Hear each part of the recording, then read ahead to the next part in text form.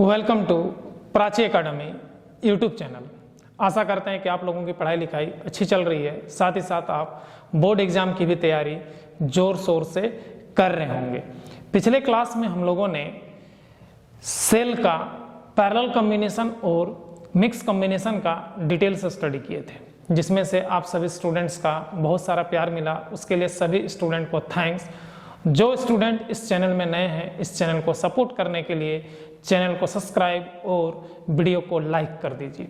चलिए टॉपिक को कंटिन्यू करते हैं। तो सेल का कॉम्बिनेशन खत्म होने के बाद नेक्स्ट टॉपिक आता है मेरे भाई, हीटिंग इफेक्ट ऑफ करंट।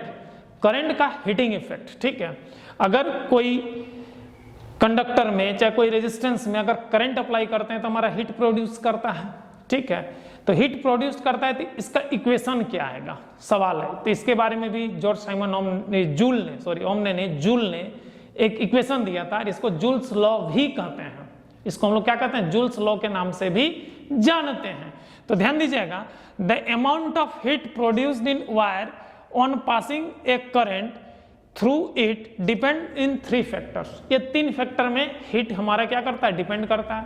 पहला amount of current, second resistance, और एक होता है टाइम ड्यूरेशन। 3 चीज पे ये डिपेंड करता है, ठीक है। पहला क्या है हमारा, फर्स्ट क्या है हमारा, अमाउंट ऑफ करंट पे हीट जो है। सेकंड हमारा रेजिस्टेंस ऑफ वायर पे डिपेंड करता है, और थर्ड हमारा टाइम ड्यूरेशन पे, कितना देर के लिए हम लोग करंट अप्लाई किए हैं वो टाइम ड्यूरेशन पे डिपेंड करता है। मतलब जो हीट जो कोई भी वायर से प्रोड्यूस्ड होता है वो हमारा 3 फैक्टर पर डिपेंड करता है। तो सवाल है मेरे भाई, फर्स्ट फैक्टर जो है the amount of current passing through wire. तो वायर में अगर हम करंट पास करेंगे तो हीट जो होगा वो क्या होगा। तो ध्यान दीजिएगा, the amount of heat H produced in wire is directly proportional to the square of current I passing through the wire. मतलब H is directly proportional to I square होगा बोलता है। सेकंड क्या कहता है, द रेजिस्टेंस ऑफ वायर। तो इसमें जो अमाउंट ऑफ हीट आएगा, the amount of heat H produced in wire is directly proportional to the resistance of wire. मतलब H is directly proportional to क्या होगा, R होगा बोलता है। ये पॉइंट नंबर 2 है फैक्टर्स। और थर्ड फैक्टर है the time for which current passed in the wire. कितना टाइम के लिए वायर में करंट पास किए हैं, ठीक है, उस पर। तो the amount of heat H produced in wire is directly proportional to the time T for which current is passed in the wire. तो जितना समय के लिए हम वायर में करंट पास किए हैं उस करंट का जो समय होगा बोलता है हीट के क्या होगा, डायरेक्टली प्रोपोर्शनल होगा। तो H is directly proportional to T। ये 3 इक्वेशन आता है। तो तीनों इक्वेशन को हम लोग कंबाइनिंग कर देते हैं। तो H is proportional to I square RT। Proportional sign हटाएंगे तो कांस्टेंट K आएगा। चूंकि यहाँ पर वेरिएबल पैरामीटर में क्या है, रेजिस्टेंस ही है हमारा। तो रेजिस्टेंस है तो ऑटोमेटिक हीट प्रोड्यूस होता है, रेजिस्टेंस ही बदलेगा। तो बदलने वाला पैरामीटर ऑलरेडी इक्वेशन में इंक्लूड है, इसलिए जूल्स ने K का वैल्यू क्या ले लिया, 1 ले लिया। क्योंकि ओम्स ने भी K का वैल्यू क्या लिया था, 1 लिया था। तो H equals to I square RT।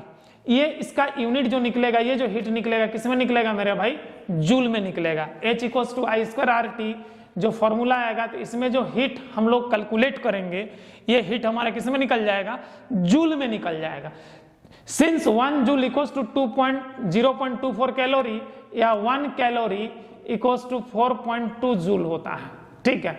तो यहाँ पर 1 जूल, तो इसमें अगर हम लोग 0.24 कैलोरी अगर मल्टीप्लाई कर देते हैं 0.24, तो ये जो हीट आया है जूल में वो कन्वर्ट हो जाएगा किसमें, हमारा कैलोरी में।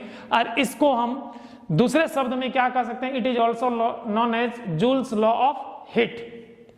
इसको हम लोग क्या कहते हैं, जूल्स लॉ ऑफ हीट। मैंने इलेक्ट्रिकल एनर्जी से हीट एनर्जी निकालने के लिए जो फेनोमेना का इक्वेशन दिया उन्होंने जूल्स ने दिया, इसलिए इसको जूल्स लॉ ऑफ हीट के नाम से भी हम लोग जानते हैं।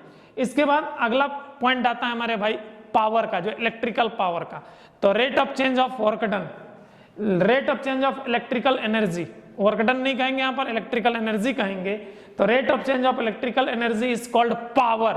तो इलेक्ट्रिकल एनर्जी क्या है, W है यहाँ पर, चाहे इसको U मान सकते हैं, ठीक है। तो P equals to W by t, इसी को V इंटू आई या V स्क्वायर बाई R या I square into R। Power कहेंगे। और इसका एसआई यूनिट वाट होता है। इसका एसआई यूनिट क्या होता है मेरे भाई? वाट होता है। अब एक मजेदार बात आपको बताते हैं कि एक्चुअली में जब हम लोग एसी सर्किट पढ़ते हैं, तो पावर का इक्वेशन हम लोग पढ़ते हैं P = V × I × cos phi। तो यहां पर cos phi क्यों नहीं है मेरे भाई? V × I में सवाल है, यहां पर cos phi क्यों नहीं? एसी सर्किट में अगर cos phi होता है तो इसमें cos phi क्यों नहीं है? सबसे मजेदार बात है कि यहां पर cos phi इंक्लूड नहीं है। तो एक्चुअली में यहां पर क्या होता है, ये जो cos phi होता है हमारा पावर फैक्टर होता है, ठीक है।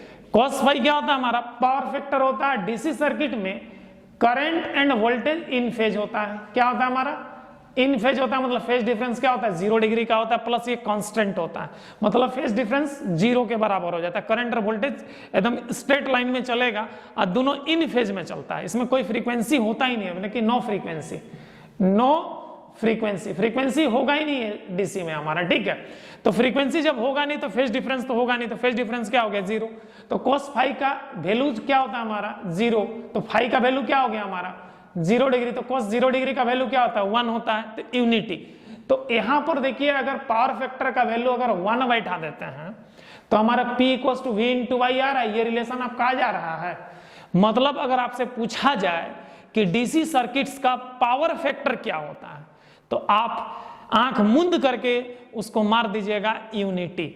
अगर कोई भी सर्किट्स का पावर फैक्टर अगर यूनिटी होता है तो उसका रोल एक तरह से डीसी सर्किट्स का होता है, ठीक है। अगर पावर फैक्टर यूनिटी आ जाए तो वो डीसी सर्किट्स का होता है, क्योंकि रेजोनेंस का केस में भी यूनिटी पावर फैक्टर आता है। वो जस्ट लाइक ए डीसी और मैंने एसी से डीसी ऑपरेट होने वाला डिवाइस सब वर्क करता है, याद रखिएगा।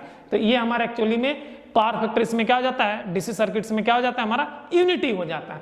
अब देखिए अनदर यूनिट ऑफ पावर, इसके अलावा भी एक पावर का यूनिट होता है जिसको सबसे बिगेस्ट यूनिट कहा जाता है HP। HP stand for horse power, मतलब घोड़ा की शक्ति। अगर 1 HP है तो 1 घोड़ा का 1 हॉर्स का पावर होगा, 2 HP है तो 2 हॉर्स पावर होगा, 3 HP है तो 3 हॉर्स पावर। मतलब कि जितना HP बढ़ते जाएगा उतना घोड़ा का शक्ति बढ़ता चला जाएगा, ठीक है। तो खींचने का जो एक घोड़ा का खींचने का पावर को क्या कहते हैं? 1 HP कहते हैं। 2 घोड़ा का खींचने का जो पावर होता है उसको 2 HP कहते हैं। 3 घोड़ा का खींचने का जो पावर होता है उसको हम लोग क्या कहते हैं? 3 HP कहते हैं। तो HP जो होता है, 2 HP जो होता है कॉम्बिनेशन ऑफ 2 सब्सटेंस होता है, मतलब कि IHP और BHP। तो IHP और BHP को जब प्लस करते हैं कंबाइंड रूप में हमको क्या मिलता है? HP। तो IHP को हम लोग FHP के नाम से भी जानते हैं। तो IHP क्या होता है मेरे भाई? तो इंजर्ड हॉर्स पावर या फ्रिक्शनल हॉर्स पावर। जैसे कि कोई भी इलेक्ट्रिकल मशीन अगर कोई इलेक्ट्रिकल एनर्जी से पावर डेवलप कर रहा है तो उसमें मशीनरी पार्ट्स में जो फ्रिक्शन होता है, तो फ्रिक्शन के कारण कुछ इलेक्ट्रिकल पावर वहां पे ड्रॉप हो जाता है। उसी ड्रॉप पावर को इंजर्ड हॉर्स पावर या क्या कहते हैं हम लोग? फ्रिक्शनल हॉर्स पावर कहते हैं। और जो डेवलप करने के बाद जो हॉर्स पावर फ्लाई व्हील में फाउंड होता है उसको हम लोग क्या कहते हैं? BHP कहते हैं। तो याद रखिएगा, इंजन जितना पावर बनाता है, जितना पावर डेवलप करता है, चाहे कोई भी इलेक्ट्रिकल मशीन जितना पावर डेवलप करता है, उसका फ्लाई व्हील या एक्सेल में वो पावर प्राप्त नहीं होता है, उससे कुछ कम प्राप्त होता है। तो कुछ कम प्राप्त होता है उसको हम लोग क्या कहते हैं? BHP। BHP stand for break horse power, याद रखिएगा, ठीक है। इसके बाद ध्यान दीजिएगा 1 HP। तो 1 HP इक्वल टू होता है 746 वाट। 746 वाट किस में होता है? तो ब्रिटिश सिस्टम में होता है, याद कर लीजिएगा इसको। उसका तो 1 HP इक्वल टू 735.5 वाट, ये किस में होता है मेरे भाई? मीट्रिक सिस्टम में होता है।